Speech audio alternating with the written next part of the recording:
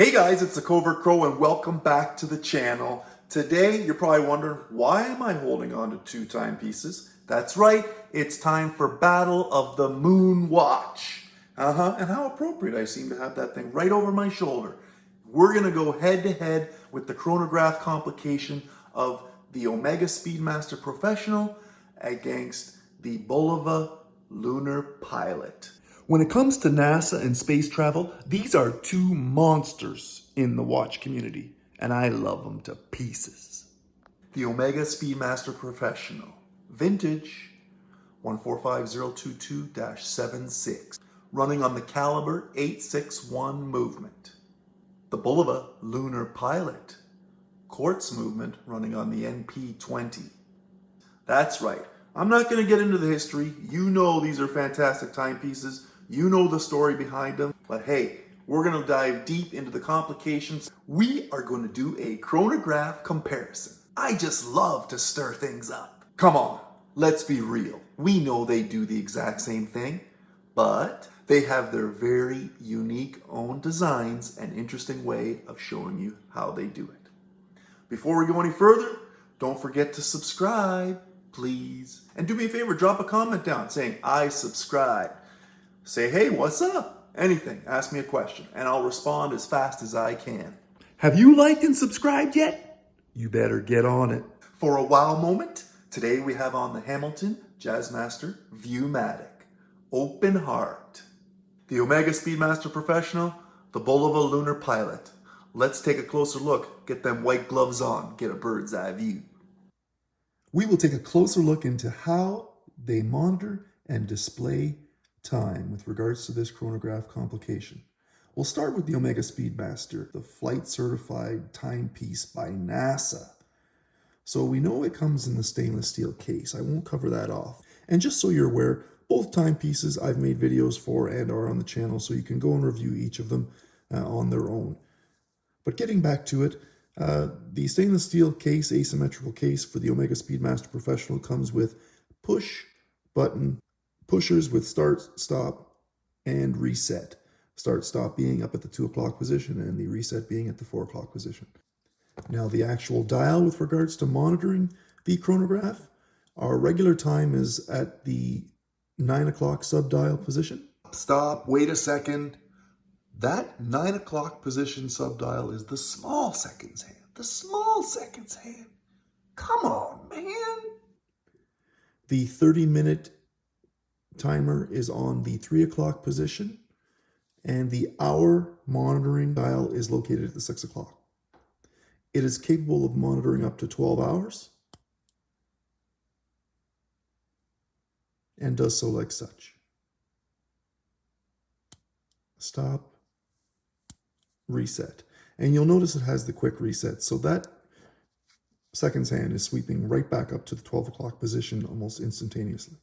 Now, some of the differences we'll see right away when we jump into the BULOVA Lunar Pilot is, yes, it does have the tachometer on the outside perimeter of the dial, which is great. That measures units per hour. But for one, the actual design, although it is a larger design case, the start-stop pushers, which are still located at the 2 and 4 o'clock positions, they are rectangular and very sleek and easy to handle. Now, the difference with regards to the monitoring of the chronograph for this timepiece is that the BULOVA has a seconds hand centrally located at the 6 o'clock position for this quartz movement.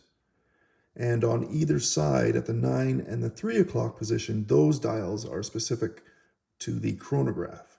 Now, the interesting thing with regards to the monitoring of the chronograph for the BULOVA is that it has up to 60-minute monitoring on the subdial for the 9 o'clock position, but it also has what I refer to as almost split-second timing that you can monitor on the right at the 3 o'clock position, and that subdial will monitor up to 1/10 of a second,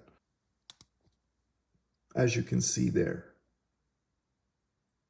Your large second hand is still sweeping around the dial, and then you also have the split second or 1/10 of a second hand also running. So for example, if you start and stop, so essentially you are able to monitor up to 1/100th of a second if you break it down. So how I would read that would be just under 7 seconds. So using the subdial 3 o'clock position to measure the tenths of a second, it would be 6.65 seconds. Now, one really cool thing to point out with regards to the split-second subdial is that when you engage the chronograph, you'll see that the split-second dial is actually turning. It will continue to do that for a period of 30 seconds. Once the seconds hand sweeps to the bottom of the dial and reaches the 30-second mark, this then disengages the split-second hand from running. But that doesn't stop it from monitoring that split-second time. So when you actually depress the stop button, the split-second hand will then show you what that 1/10 of a second reading is still. I think that's pretty cool. Now, if you get back to the Omega SPEEDMASTER, you will notice that they have the ability to do the same monitoring as there are hash marks in between each second indice. There are 4 hash marks in between each second indice, so that if you stop or start the time and then stop, you will see that that one is right on the last hash mark before the actual 4 seconds indice, so that would be 3.8 seconds. Then you continue to start again, stop, and reset. Now these 2 timepieces do a great job of showing us the monitoring of that chronograph. The only issue I have with the BULOVA is that I really appreciate the quick set time in the Omega SPEEDMASTER Professional, because if you had to time, hypothetically, another session or event immediately after you reset, there could be some delay with the BULOVA Lunar Pilot, and I'll show you what I mean. Start, stop, reset. So, in the interest of being accurate, if you had to do another timing of another session or event immediately after you reset the watch, you could see that the BULOVA had approximately a 3 or 4 second delay before that seconds hand gets back to the 12th position. And that could be an issue. This is not a fair comparison. I can't choose. It's unbelievable. The quality, craftsmanship, and operational perspective that both of these timepieces offer. Yes, they share the same complication. They just go about it and show us 2 different ways in which we can monitor the time. It's absolutely fabulous. You want to know what the toughest part of my day is when it comes to these 2 moon watches?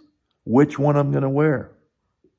But we all know which one I'm wearing on Tuesday. So there you have it. The Omega SPEEDMASTER Professional and the BULOVA Lunar Pilot. 2 great icons, and they're mainstays in my collection. They're not going anywhere. Do me a favor. Thanks for watching. Like, subscribe, hit that bell icon. You don't want to miss the next video, and you know there's always going to be another video. That's my time for today. Cobra Crow, out.